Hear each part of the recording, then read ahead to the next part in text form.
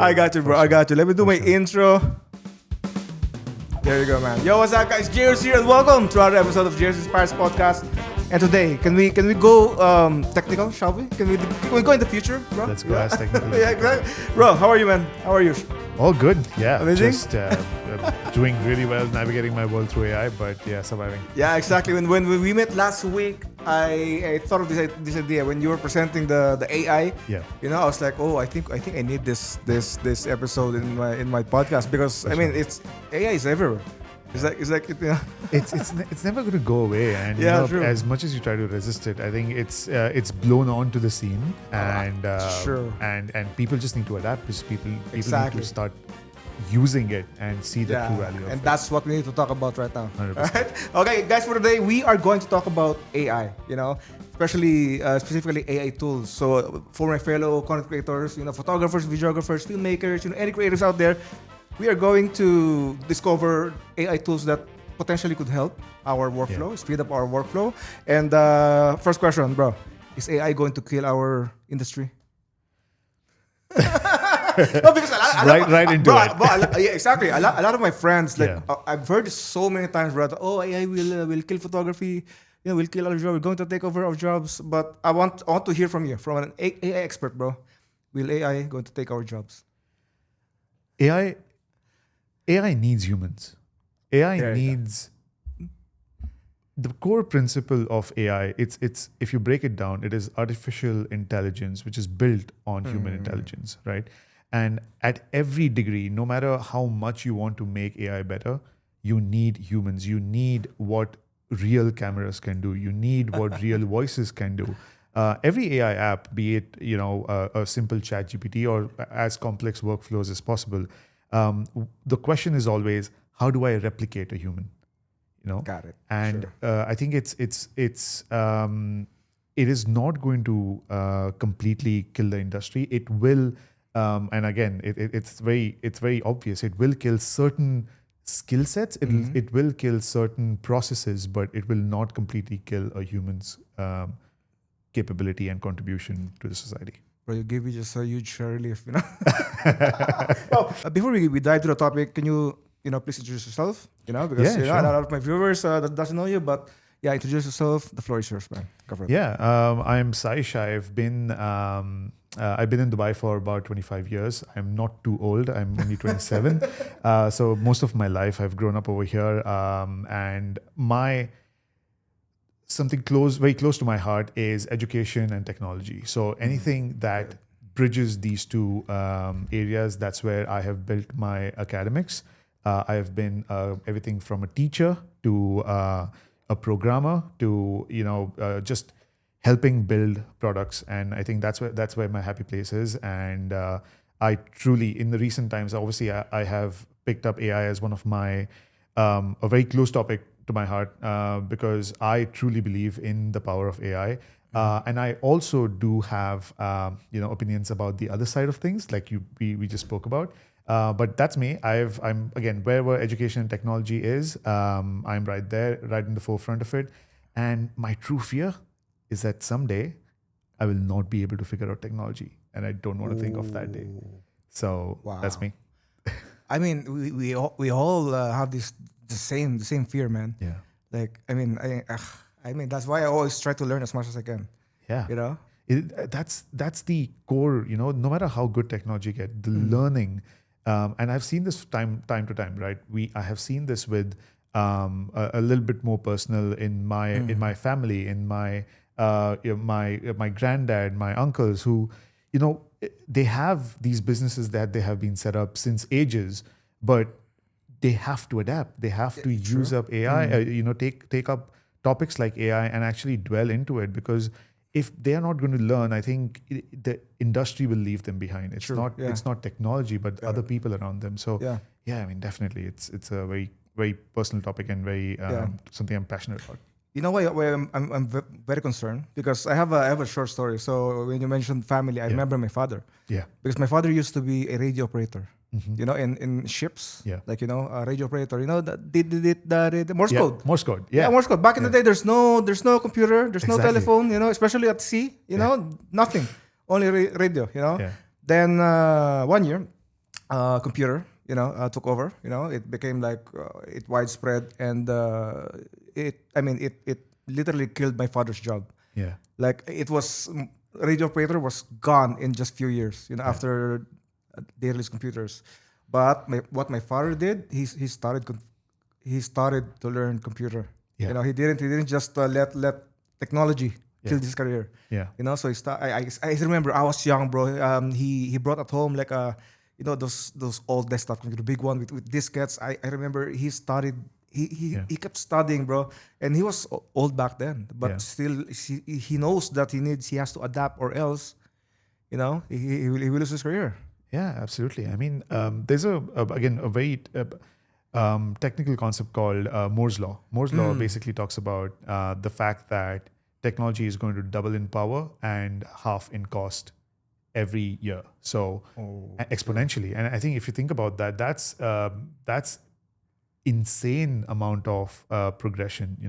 And in the recent times, things like AI, or not even just AI when ChatGPT came along, AI a while back when machines started thinking, I think that triggered a domino effect of a lot of exponential growth of technology that AI took along with it. So it's AI just did not evolve. It evolved other technology. It evolved hardware. It evolved people. It evolved processes. And that is the most fascinating part about it, is that it's not just going in one dimension, but there are so many dimensions it's taking along with it and growing with it, that to a level where humans start thinking differently. Like coming back to your dad's story, he started thinking differently to go, if technology is going to do something, I need to one up it. I need to change the way I think. Yeah.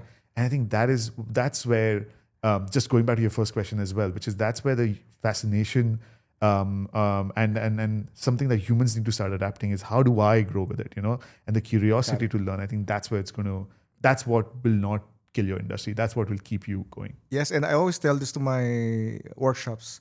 Like I always tell them, like, because a lot of my students, participants, always asking me about AI. I always tell them, of course, learn, adapt, but one thing they can do is build your brand. Yes. Like for me, I'm right now I'm pushing my brand.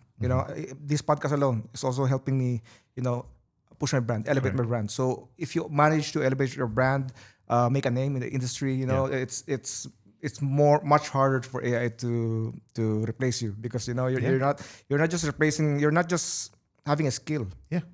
You have a name in the industry, So it's You're something leaving that a mark. Yeah, exactly. You're leaving your something style. that I don't think AI will ever replicate or replace. No, it can replicate. It will never replace. Yeah, that's true. That is true. So again, a lot of these recent examples that you start seeing, that I want to recreate this photo in the style of XYZ. What it's trying to do is it's just trying to extend that artist's work, and it's trying to replicate it. But did Van Gogh actually drew me? No, he drew work, like works of art that are appreciated around the world, but he definitely did not draw me. But I think that's where it's going. It's not going to replace Van Gogh. Van Gogh will always remain. I will always ask AI to go, can you put it in the style of Van Gogh? Okay. Okay. Or in the style of Jruzz at some point. Yeah, I mean, if you think about it, it also immortalize your craft, your art. So if you think it that way, it's an advantage as well, right? Yeah, 100%. And it's an extension of yourself. I think creators need to start thinking about AI as an extension and not something that will take over what they're doing. So I have a certain style. How can I make it louder? How can I make it? Personally, I'm a very doing this podcast in itself is a big achievement for me, because I'm a very reserved person, and sometimes my thoughts are just stay within here, and I need a way to actually put it out there. I need a way to express myself, and I think having AI just gives me the capability to do that. It gives me the right tone to put to my words, like things that I post. I'm very bad at captions. If you go to my Instagram, Same. It's such a task. I think by the time I decide on a caption, I've forgotten what the picture was about. But having something like this, it doesn't replace my thought process. It just gives me options. Actually, true. Yeah. I mean, whenever I write something, I write my story. Like, I don't let my AI write my story. I mean, I could argue that AI cannot really tell my story, Yeah. right? You know, so I tell my story, but I let AI just correct my It can correct your grammar. grammar and everything. Yeah, that's it. Perfect. That's it. But my story, Yeah. my story is my story. Yeah. You know, right? It'll always be really good at validation. True. I am writing a post. I'm writing a blog post. How do I make sure that, and we are all in the world of we are in a very competitive world. We are all trying to get the best SEO. We are all trying to get the best keywords out there to get our higher ranking on our posts, etc. And I think that's where the value lies of AI. You're trying to really use AI to elevate what you're doing, but the story is still yours. Yes, exactly. Yeah. Okay. So, are you ready to show us some AI tools? Yeah, I think let's just before we actually get into the tools and the functionalities that you can use. I think I just want to break it down into three different timelines, I would say. So let's look at, in a production process, you always have a pre-production, you have the main production that goes on when you're creating content, and then you have your post-production part, right? So let's break that down into those three areas and see where AI can actually help elevate. Wow, right? That's good. That's good. I mean, Saish did the assignment. I did my homework. Look, I've come prepared. Like I said, let's break it down into the three parts: pre, during, and after of the content creation process. So, if you look at pre-production, everything that goes in pre-production, which is prepping your ideas, writing scripts, coming up with all of the requirements to make your production a success, right? So let's go through those one by one. And before we get into those, I just want to make sure everyone understands that AI at this stage that we're going to discuss, we are leveraging the most powerful capability of generative AI, which is language. Okay, it is absolutely great at predicting what the best next word should be, which is a very simple and oversimplification of the idea that it can generate text and sound human-like. Wow. Okay, when you started using ChatGPT for the first time, what did you feel? Man, magic, bro. Why was it magic? I mean, first thing, like I said, it could predict like what I basically want to ask it, and also the way it construct the message that I want. Sometimes I'll just literally put bullet points. Yeah, that's it, and hit enter. Man, 1 second, done. You're getting an answer, and I think the what got me in an awe when I spoke with ChatGPT is how human-like it is. It was like I was talking to an almost human, not human, but almost human, right? Sure. But why is that? And it's important to understand why that trait of ChatGPT. I'm just taking ChatGPT as an example. It applies to a lot of other models out there as well. But it's because it's trained on language. It's trained on everything from early books that humans wrote to articles, Reddit, all of these most human things and expressions of humans that have been put out there in text. That's what it's been trained on. Which is why if I ask ChatGPT to write in the style of Shakespeare, for example, it's able to do that because it knows what Shakespeare wrote and what was his intention and his style of writing. So it's trying to recreate that. So setting that as the foundation, ideation. ChatGPT or any other AI model like Gemini, Grok, for example, anything that's connected to the internet and can search the internet as well, is an extremely powerful tool for ideation. A lot of content creators, or even just be it video content or be it text, audio content, they always struggle with what's next. What do I create next? What can I explore around? What is I can take one small one small sentence or one small phrase and turn it into a big idea. So first of all, using AI and ChatGPT. So I can show you over here. Sure. So for example, this is my ChatGPT, and I am on the most simplest model, which is 4.0. But the moment I click on this button over here called Search the Web, what happens is it does exactly that. So if let's say if I go, I need to write a script, or I need to before we write a script, I need to think about some ideas on what to talk about the latest trends in. Give me a topic. Latest trends in photography. Photography. Yeah. Okay. Now what it does is, if you're on the screen, you can see that it's actually searching the web, looking at all of these different websites and sources out there, and it's giving you, obviously it'll pull in some images, Wow. but what it also starts doing is gives you a return of retro. Would you agree with that? Oh yeah. Retro Yeah, cameras, yeah. film. Like film, yeah. Everyone's Polaroid. trying to bring in that, that typical grain in their pictures, bold colors, and it's not just the ideas that it gives you, right? What it starts doing is it's giving you validation. It's not cooking up something from scratch, but it's actually pulling information from actual websites out there. Okay. So I have asked it for latest trends. So obviously it's going to look at the last 6 to 12 months, which goes back into 2024. And it's pulled in this article from Wired. Did I tell it to go to Wired? No. I just asked it, give me some trends, and it knows what is the best platforms, what are the best websites to look for when it comes to this particular topic. And if you think about what it has just done here, right? Let's break this down. The fact that it has created this, I think, let's scroll down. I think it's about 8 points, roughly. By going to different websites, by reading all of those websites, then by collating all of that information in about 3 to 4 sentences, and then creating a report for you that shows you all of that that entire in a list. And now your starting point immediately becomes a list of 8 ideas versus the Wired page that you would start off with reading. Wow. Right? So this is generative AI. So there is virtually no end to how much you can ask.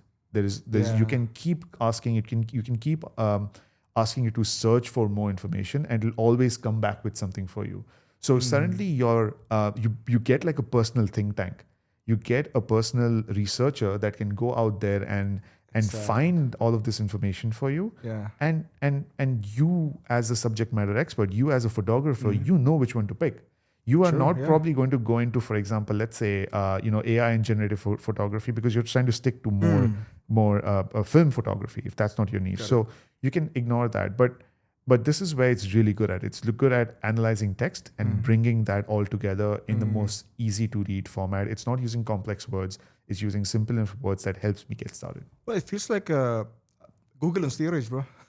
It is, and I'll actually, funny you should mention that. Search, this particular button that I clicked. Yeah, right.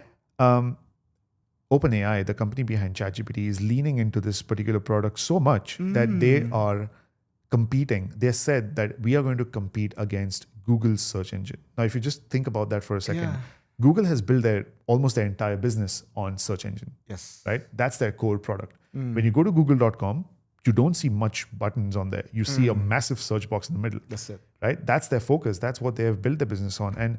And going up against that is very brave. And this is how we're going to search in tomorrow's world, where it's going to be AI that's going to be doing not just one web page search, but multiple web page search for you, so that you can get started a lot more faster, and your foundation is a lot more solid.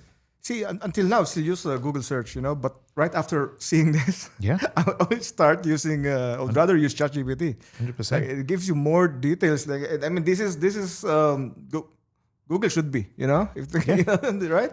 And now that's a whole different topic based on, obviously Google will come back to this. They will compete with it. But the idea is, you can start building using this, and then Google, when it's around, you get the power of Google search plus an AI. But I want to go back to the images. Sure. Are these created by ChatGPT, or is it from web? So these images are pulled in from ChatGPT. Pulled in from the web. From the web. But what you can then do is, now if you go, okay, this is the next capability of AI. Now, I'm not going to go to any other tool. I'm just going to stay in the same chat, and I'm just going to go, I'm going to click this button now and say create image. And I'm going to say, can you give me an example of a retro type image that's causing a whole new trend. And now what it does is it goes, okay, cool. Let me think about that. And this is another insane capability of AI. So what I just spoke to you about was text. Okay, now let's go a step further. It is Input. so what it's trying to do is it can't create or pull something that is maybe on a copyright level. So it is smart enough to understand that I'm trying to replicate someone's unique style, or I'm trying to recreate a style that may not be as a part of my ethics. Oh, so at least there's still a safety, for this AI. So what we'll do is, in the meantime, let's just start a new chat and let's just go, can you create a retro image from a party in the 70s? Okay.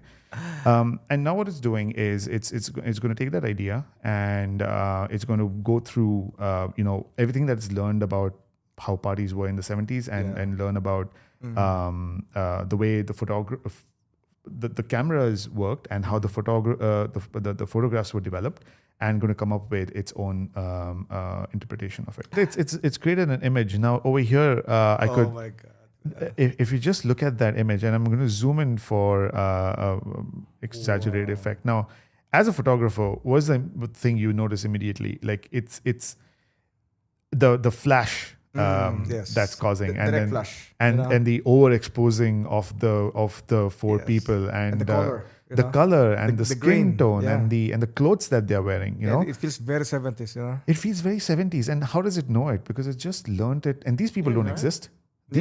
None of these people exist. These are all fake people. And then now what you're suddenly doing is you can, and here's where I want to take this a step further, right?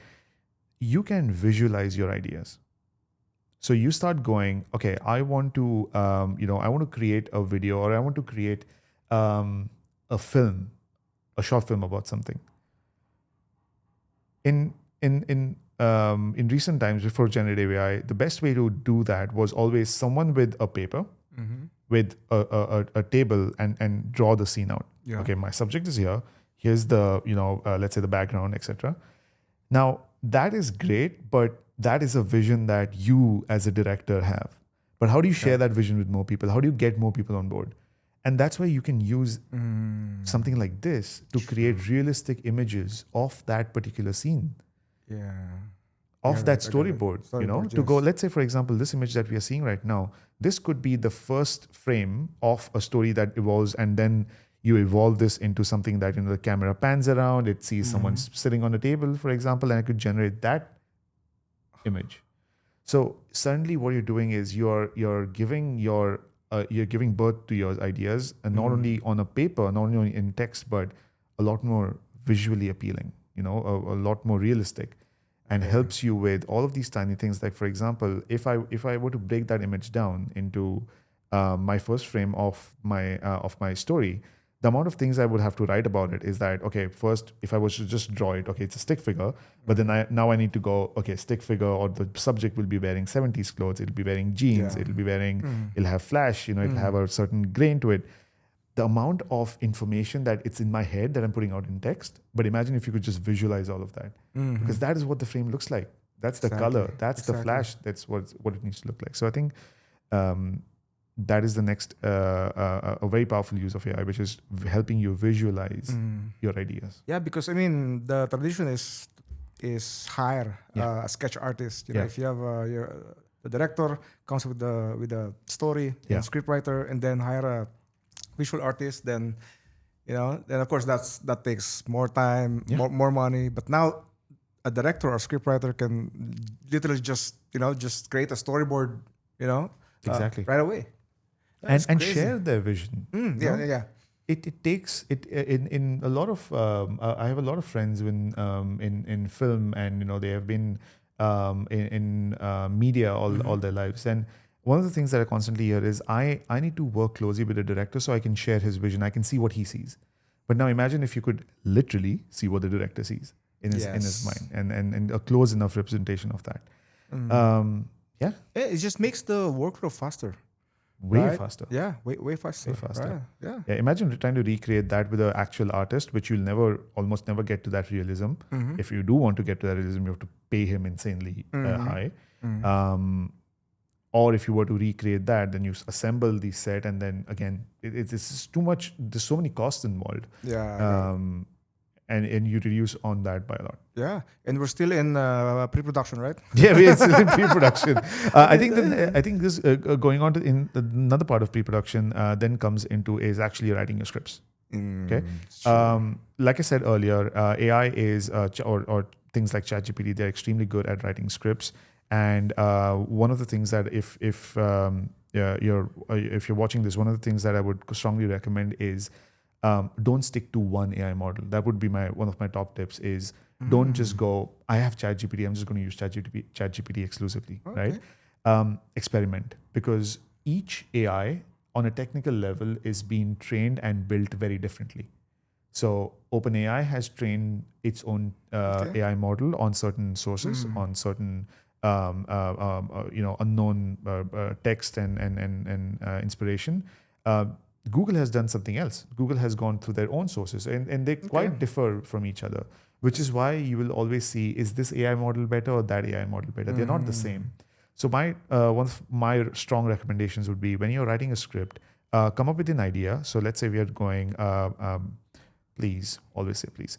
Right. Or they might, in the future, you never know. Yeah. Skynet, Exactly. It's right.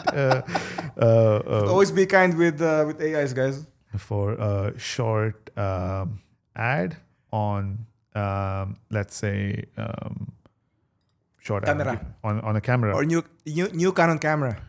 On a new camera that has, well, give me a feature that is...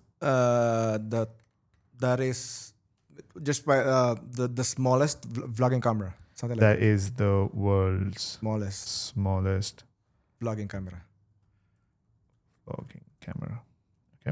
Now, before I hit enter, what I want to show you is the sentence that I have begun with. Right. Please write a short script. Now, before I move ahead, always check what model of AI you're using. So go to the top over here where it says ChatGPT 4.0. Click on that, and you will read that the use case over here is ChatGPT 4 is great for most tasks. Okay, but we don't want just great for most tasks. We want a skill set that is more creative. So if you head to more models, and if you find ChatGPT 4.5, which is specifically good for writing and exploring ideas. Bro, I miss so much, bro. I never seen this, bro. Am I using the same ChatGPT? It's like that page 2 on Google, oh, crazy, bro. And if you click on that changes up the... I'm using a wrong ChatGPT, man. Well, disclaimer before I hit enter, I just want to make sure that everyone understands that this is the ChatGPT Plus, which is the $20 version, which is so that one is the free version. That does look like a free version. Free version. Yes. So for creative writing, again, I would say don't immediately invest. Try it once and see if you really like it. But here's where just coming back to my point was of trying different AI models. So while we're going to do one thing, we're going to copy that, and we're going to, for now, we'll let ChatGPT 4.5 go ahead. And in the meantime, we're going to open a couple of more other models which I start recommending. So the first one is going to be Gemini. Gemini is an AI model or an AI app that's being that's been built by Google. Okay. Now within Gemini, here's a bit of a relief for you. This is free. Okay. Free Gemini. Okay. There are even in Gemini there are quite a few different capabilities. Like you have Flash, which is quite quick, 2.5 Flash, 2.5 Pro. There are a bunch of them which you can then change. But then what I would say is if you stick to 2.5 Pro, which is one of their best in class model, you can hit enter over there, and you can start creating a script on Gemini as well. Another AI app that I would also recommend looking up is Grok. Grok is developed by X or formerly Twitter. Twitter, yeah. And the unique thing about Grok in here is the fact that Grok has access to live information. So everything that people are talking on X, all of the different conversations that are going along, and all the latest trends and posts that are going along, Grok is constantly reading all of that. So and it's reading human responses, right? So your responses in Grok can also be very interesting. And in here as well, it's free again. For now. For now. But the point is that most of these have, obviously, if you do pay for them, even Gemini has a paid version, you will get. But the point I'm trying to do is I'm not trying to get people to spend more money, but I'm trying to instill the idea of don't stick to one AI. Try more AIs, and you will always see the difference between them. And again, a sub tip between that is when you're using multiple AIs, let it run, let it create all of these different scripts that it's doing, right? So if we go back to our ChatGPT, it has created a script over here, which you can see on the right hand side. Grok has created one. Gemini has created one. Okay. Now read through all of them. Pick the one that you like, or pick the platform that you like. Then what you need to do is start a new chat in that platform. Copy paste all the 3 AI results into the new chat and ask it to create a hybrid version of them. Ooh. So that you get the best of all worlds. Wow. Yeah.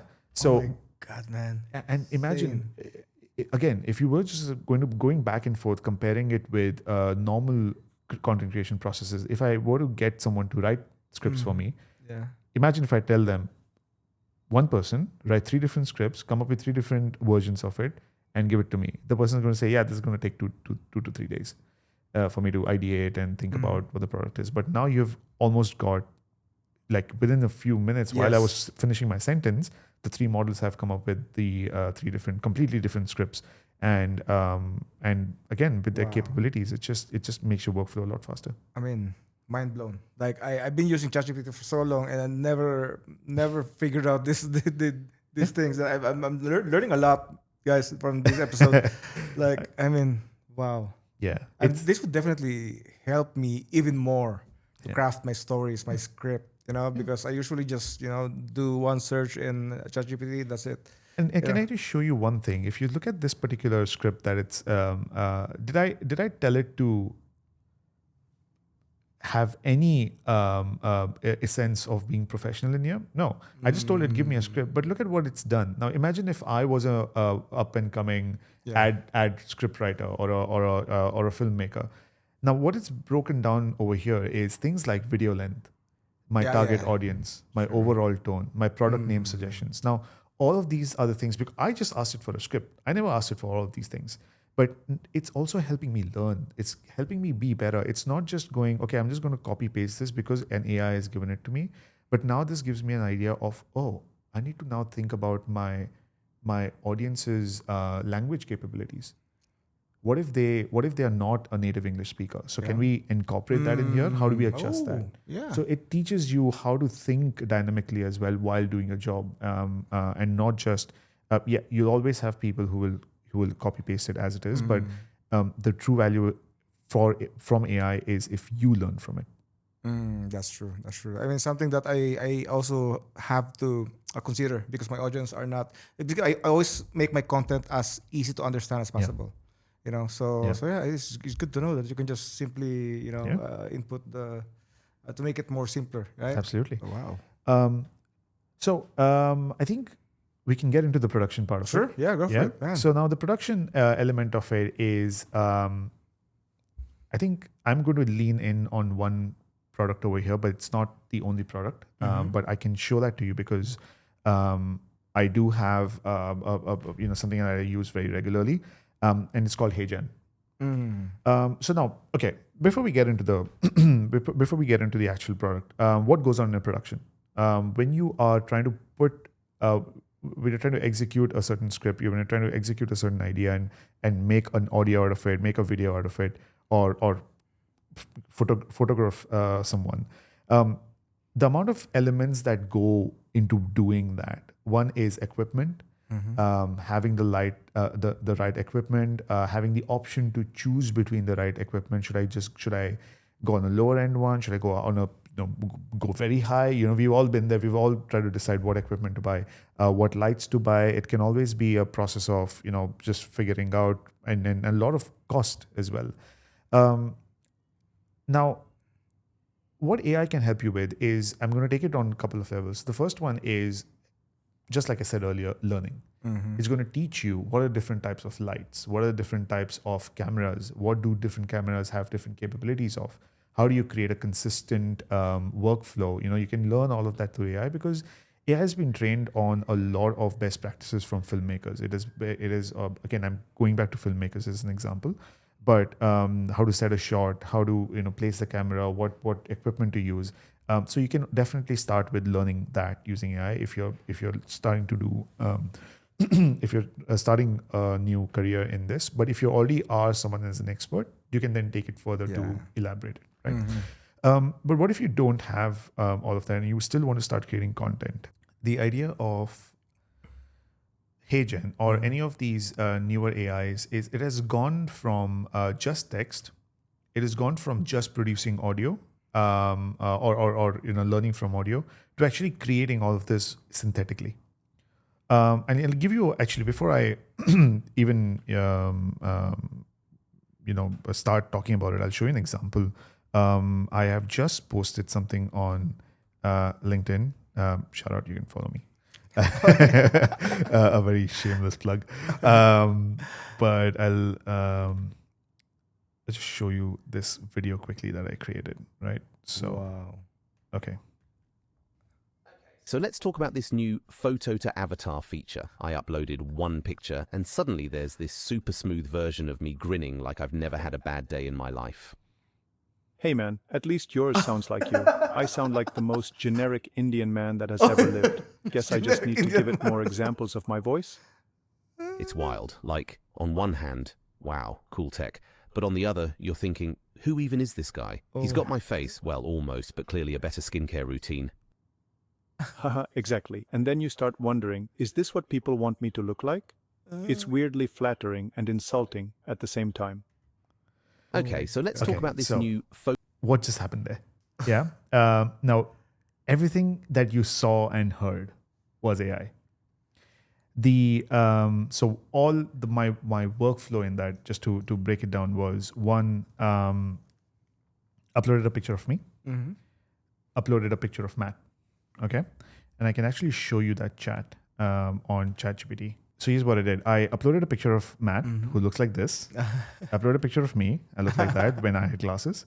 And I uploaded a picture of my company. And I went, create a 16:9 image of both of these people having a podcast conversation and add the logo between them as a neon sign on the wall. Yeah. And then it generated this image. Wow. So is it 100% us? No, because it's trying to replicate us. It's trying to recreate what it thinks we look like, and it has kept most of our features, like Matt is follically challenged. Sorry, Matt. I am sorry, Matt. Shout out.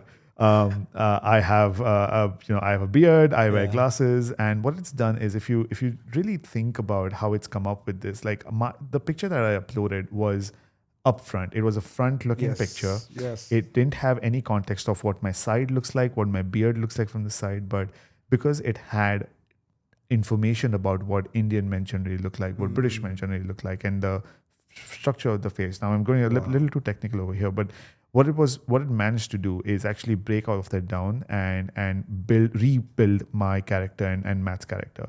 But also what it did was, if you look at the logo at the background, now, seeing this for the first time, you would just go, yeah, that's a normal image. But if sorry, I'm a bit emotional away, because it's so fascinating that it has taken a simple logo, which was not even, it was literally a vector logo, right? It has no depth to it. It has nothing to it. It's just a black and white logo. At first I thought this was filmed inside your podcast studio in your office. No, Yeah, this is- right. I was like, oh, No. is it a real? Not at podcast? all, not at all. And it has gone and actually Yeah, traced right. out the outline. Yes, Because that's how you would create a neon exactly. sign. Yeah, No, you can't create a neon sign that is flat Yeah. because that would never work. But it has outlined it. It has given it the glow of those neon signs on Yeah. our mics, and their mics are not real either. yeah, but still, it recreates the same exact microphone that you're using, bro. And why? Because all I said was we are having a podcast. Yeah, and it's just the most common, or most famous podcast microphone, bro. Exactly. So, Wow. and it's created that. And then what I did was I added all of the information to HeyGen. I split them into different parts so that I can replicate the voice. And what that ended up doing is it started creating an animation of my face. So let me show you the latest bit. So what it started doing was it took. Exactly. And then you start wondering, is this what people want me to look like? Now, on HeyGen, what it's doing is that it's taking the image that I've generated using AI, and it's taking a step further and is going, how if I were to speak, how would my mouth move? How would my head move when I'm speaking? So again, I'm just going to play it on mute while I'm speaking. So the way it is moving up my eyebrows up and down, the way it's moving up my body, and when I breathe. Now these are very things that you start ignoring, no? True. And that is the realism of AI that it's getting to, where you stop thinking, is that fake, and you just start believing it. Now at this point, unfortunately, people know me. They know that I don't look like that, Yeah. and I don't wear glasses anymore. But that's a start, and I think it's a very powerful tool that allows you to animate not just static images like the one that I just created, but you can also start animating or recreating your digital twin. Okay. Now this is very powerful. Why? Because I'm going to step away from a creative field. I'm just going to give you a quick example of how it would be used in corporate. Okay. You do a lot of corporate gigs.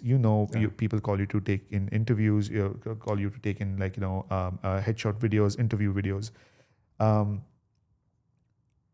The main requirement of that particular scenario is for the person to be there. And if the person is someone who's extremely busy, is a CEO level, CTO level, someone who cannot spend time in coming and sitting in front of a camera, having their makeup done and learning a script, etc. This is where AI digital twin comes in, where you record that person once, but you can use them infinite amount of times. And not just use them from a cartoonish level, but use the realism that they behave, the way they speak.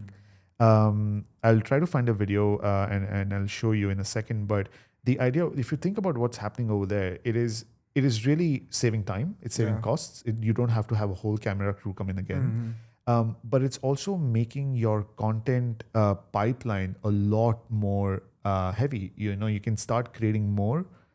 You can think about, you can just take one video that you shot once, and then you can keep using it again and again for different scripts, for different ideas. And trust me, there are YouTubers who have built, now they've completely transitioned over to digital twins and AI avatars. Yeah. There's one YouTuber of mine, he's extremely good at creating tech content. And what he started doing is, he's an extremely busy fellow. What he started doing was, on HeyGen, he created an avatar of himself, and he started using those avatars exclusively for YouTube Shorts, where you don't need someone's complete attention span. You just need a few seconds of their attention.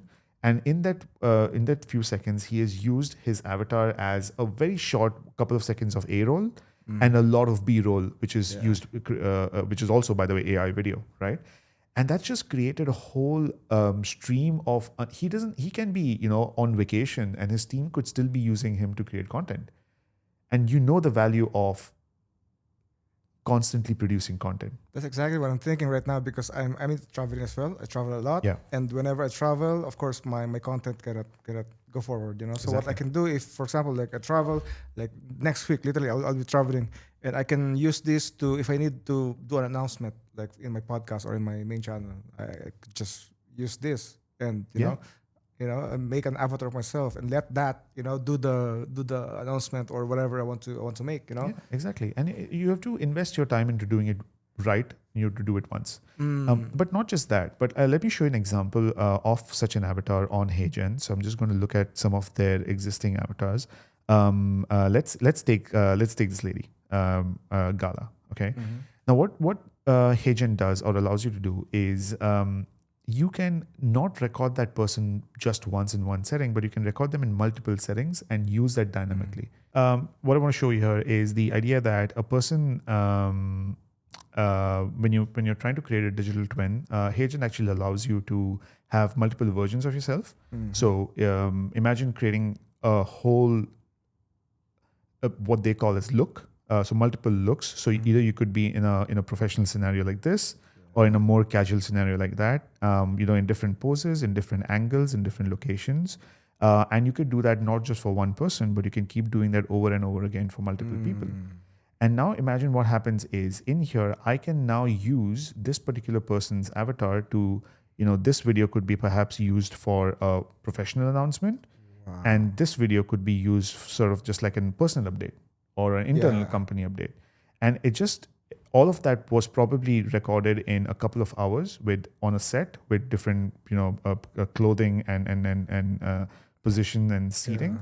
And all it takes is you looking at the camera for about 2 to 3 minutes. Yeah. That's all it takes. So you could just be talking about literally anything. It doesn't have to be a specific topic.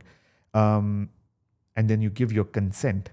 By the way, so for everyone who's concerned about how we are replicating this and replicating a human, there's an element of consent that a person needs to go, I say yes to you using my avatar. Okay. And once you have gotten those two pieces, you can start putting this library of that person together. And now all I can do is I can just click on that person. I can go, okay, I want to create a portrait video of this person, and it starts opening up this platform. I am on the left hand side. I can start putting scripts. And do you use Canva? Yes. Yeah? Yes, Canva, yes. This will look very similar. So the whole idea is using AI and the capability that it provides you is it's not trying to, many people are afraid of AI to go, it's too complex for me. It's too, bizarre. I don't understand what half these things these people talk about. But the whole idea is to how do you make that process easier? How do you make it more relevant to them? Which is where they have taken a great view. And again, this is not just HeyGen, but a lot of other platforms as well, where they have gone with a view of let's make it familiar to a user that they have been creating content before and make it like that. And all you need to do is just type your script over there and literally hit play. And what it now starts doing is welcome to the new era of video creation with HeyGen. Simply type your script to get started. There we go. And now I can at the expense of sounding a bit evil, I can make that person say anything I want. Yeah. But I think AI won't let you say anything, right? No. So that is where I think the culture around AI should be taken care of. Yeah, sure. When you're using it as a part of a team. Yeah. It is a very powerful tool. It's a very and as Uncle Ben used to say, with great responsibility comes with great power comes great responsibility, right? Yes. And that's what you have. You have a lot of power in your hand. And I think just using this for creating good content, creating replicable content. But I just want to, since we live in Dubai, since we live in a very diverse city and country, I want to show you something that was, again, never possible for content creators before, is I can click on this button. I can go to translate. I can go to Arabic. Wow. That's huge. Hit apply. And it also translates the whole script. And if I hit play, give it a few seconds where it's thinking. Oh, God.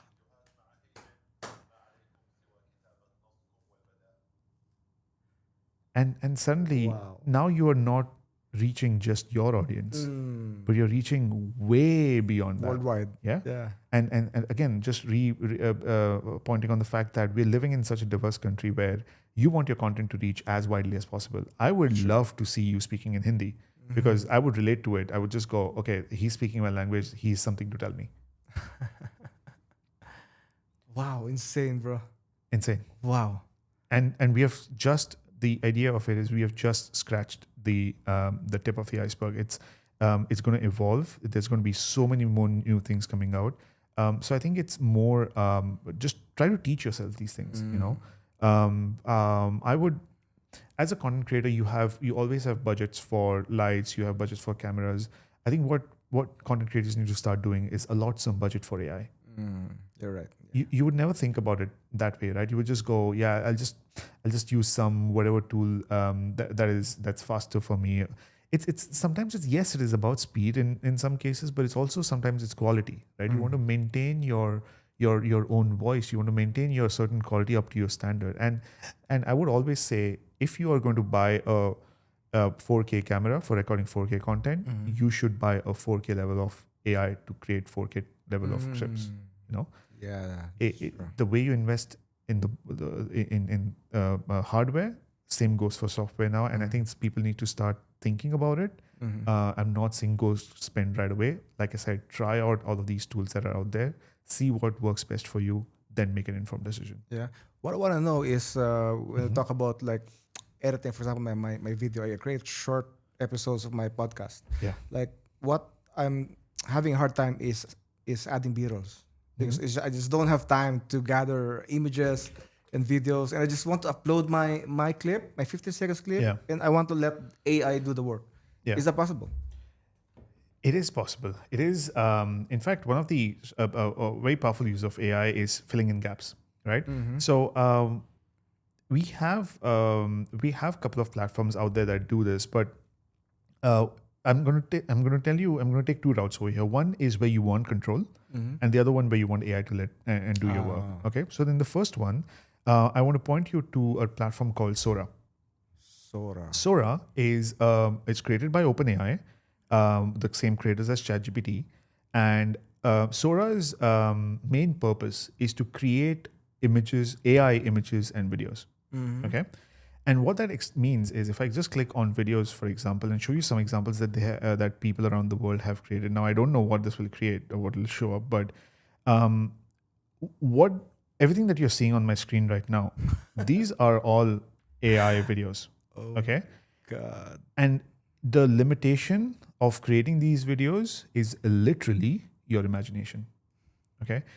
And what these can start doing is you can start creating. It's absolutely hilarious. Oh my God, bro! I will never imagine raccoon skydiving. No, exactly. And let's say you wanted to create a B-roll of something like that, right? Like you would look at the amount of time you would have to spend in actually going skydiving and have raccoon, and then PETA will be behind you for abusing animals. But what you're getting over here is this is completely AI generated, and it was built on Sora. But one of the things that content creators or users of AI in general need to be really good at, and again, this is one of my top tips as well, is learn how to prompt. Okay, when using an AI app, most 90% of the AI apps out there start with human initiation. You need to ask a question in order to get output. I come from a technical background. I'm a programmer. In our world, we have a saying called garbage in, garbage out. Okay. What that means is when you are using AI platforms to create content or create images, videos, audio, whatever it is, the level of detail, then the level of context you give it creates an equivalent good output. If you're going to stick with one single line just to go, can you create a skydiving video? It's going to create a very basic, very boilerplate. And if that works for you, great. But if you want to make something like this, which is a raccoon in a skydiving scenario, what I want to do is, if you just zoom into this particular prompt, if you read how detailed it is, yes, it is defining the kind of shot it is. It's a POV selfie shot of a cute raccoon, not just a raccoon, but a cute baby raccoon with a parachute during a skydiving adventure. It's telling that it's in the alpine landscape. It's telling that it needs to have fur ripple, for example. It should be exhilarating. It should be bright, sunny day, and the raccoon remains undeniable focus point of the hilarious, unexpected moment. And just describing these things like undeniable focal point, expression of exhilaration and absurdity, all of this gives AI context of what it should be creating the video with. So don't learn how to prompt as well, apart from just learning from AI. And my other top tips, you might have to make a compilation of all my top tips. The other top tip is, if you don't know how to prompt, simply ask. Go to AI and go, listen, I'm trying to create a video of a raccoon, paragliding or on a parachute. Can you help me write a prompt that will help me get there? Wow. Copy what it has given you, then open a new chat and then paste this prompt over there. So again, it's the barrier is not that you have to know good English. You have to, be able to put your ideas into words necessarily. You can just use AI to do that as well. Oh. Now, this is where you've created the B-roll. Okay. Now you can obviously download this. You can add it to your video. But if you want AI to take over, we have platforms called, I think it's very popular now, called Opus Clip. Yes, Opus Clip. Clip, if I'm not wrong. And Opus Clip is, the whole idea is to, literally, they say it on their website, to create viral clips. It's perfect for Reels. It's perfect for YouTube Shorts, for TikTok, all of these short form content and vertical form content, where the whole idea is you upload a particular clip, and it then breaks those clips down into viral moments. Yes. We all know viral moments require a hook. It requires a story that carries through and concludes in a very short format, and still keeps you hooked through the entire way. So you can definitely use platforms like Opus Clips as well. And now, if you there's another platform that I really like for all of your heavy video editors out there. You may or may not have heard about this. It's called AutoCut. So AutoCut is a platform that does literally what it says. The amount of times you know this, the amount of times you've recorded this podcast or you've recorded a video, and the amount of times you've had to go and sit. Okay, when Sai speaks, his video. When you speak, his video. The lighting consistency, the camera consistency, all of that. On AutoCut, all of that is animated or automated rather. So if you see what it's actually doing here is, let's take this video as an example. What it's trying to do is it's trying to identify the speakers, and it is automatically cutting those parts in. We'll actually watch it do that. So it's all 4 clips, and look at the speed it did that in. And all of this is AI. It's understanding when I'm speaking, it should cut to me. When you are speaking, it should cut to you. And I would strongly recommend for if someone who is a heavy video editor and wants to make their workflows a lot more faster, and when they're doing things like these, AutoCut is a very good platform because it does a bunch of things. It does auto captioning, silences. It has a dedicated piece for podcasts, zooming in. When in short form videos you want to put top and bottom, and normally you record in a wide angle. So how do you cut that? How do you center that? Auto B-rolls, for example, profanity filters. Luckily in this podcast we are not going to swear, but if there are profanities, you can filter that. And I think one of the best things is auto viral, which is just go. I'm taking care of all of the ranges here, not the experts, but also people who are beginning to in this field, right? Sure. How do I make something go viral? What is the recipe of making it go viral? And it takes a lot of time to learn and master. But if you have a good starting point like this, you're getting there much more quicker, and you're able to identify and actually start directing, in your next video, in your video number 2, video number 3, to go, this is the auto viral moment. Yeah, again, that's because you're learning. Exactly. At the same time, you're not just using it, but you also have to learn from this. Because I will take this back to what you said in the beginning: is only if you learn will you be able to establish your style, your voice. Because if you simply copy paste what AI is giving you, if you simply post what AI is giving you, the style of your channel will be AI. And the point is, tomorrow AI will change. It might get better. It might get worse, or it might plateau. It will stay the same. But you as a content creator, you can't afford to do that. You can't afford that risk. You have to be growing. You have to be you have to stand out. It's true. Yeah. And the only way you can do that is by learning the craft Exactly. and Yeah. executing and keep executing. I always tell that way to my friends or followers that build your style, build your brand. And what's good about building your style, the thing is, I could give you my camera, I could give you my lenses, I could give you my presets and everything. Bro, I'm telling you, I could give you everything. Yeah. And you cannot copy my style. No. Because my style is my style. Yeah. And what's something that cannot be bought by money is taste. Exactly. Style and taste, Yeah. Well, style you can still copy, but taste, Yeah. no. No way. There is another element to this that I wanted to talk about, and again, this is just something that I've written down a couple of points in here that I want to talk about. Is also when you're talking about taste, right? You have to use AI as a support tool. You have to maintain an oversight on everything AI produces. Think of yourself as the manager, and you have a team of different little bots doing these things for you. Okay. But being a manager is absolutely important, because people are going to relate to you. They're not going to see, oh, John has a team of 5 AI bots, and that's what I'm here for. No, I'm here for John. Yeah. I'm here to watch his content. Exactly. Right. So and how do you bring out the human part of you in all of this is by retaining your authenticity and your emotion. So use your AI to make your cuts, great. But the content that you're using in there, I think that still needs to be human led. And the second part of it is, I'm not just watching for an emotional element of it, but maybe the viewer is also watching to learn something. Yeah. Another thing that AI you always need to be careful of is facts.